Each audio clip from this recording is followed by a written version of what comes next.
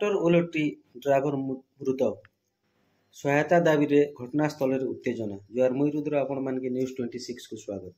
नूआपड़ा जिला खड़ियाल थाना रानीमुंडा ग्राम रे ट्राक्टर उलटी ड्राइवर पवित्र शबरंक मृत्यु घटी। तेबे मृतकों परिवार को सहायता दाबी रे घटनास्थल उत्तेजना प्रकाश पाई। कोटामाल गाँव पवित्र ट्राक्टर ओडी 26E 4590 रे गुरुवार अपराह्न 4टार ग्रामर जने व्यक्ति चाष जमी धान आणुले। तेज बाटर ट्राक्टर टी ओलटी पड़ा। घटनास्थल मृत्यु होईगला। खबर पाई खड़ियाल पुलिस घटनास्थल को पहुंची। मृत पवित्र स्त्री टिकेमणि शबर और 2 नाबालक पुओ असहाय हो पड़ती। मृतकों परिवार पक्षर सहायता दाबी कर शव को पुलिस को दे नथिले। संपृक्त ट्राक्टर मालिक घटनास्थल को आसु उत्तेजना लगी रही। एने खड़ियाल थाना अधिकारी प्रदीप धरुआ को पचारिबारु पुलिस घटनास्थल अच्छी एवं मृत परिवार पक्षर वर्तमान पर्यंत थाना कौन एतला दि जाए।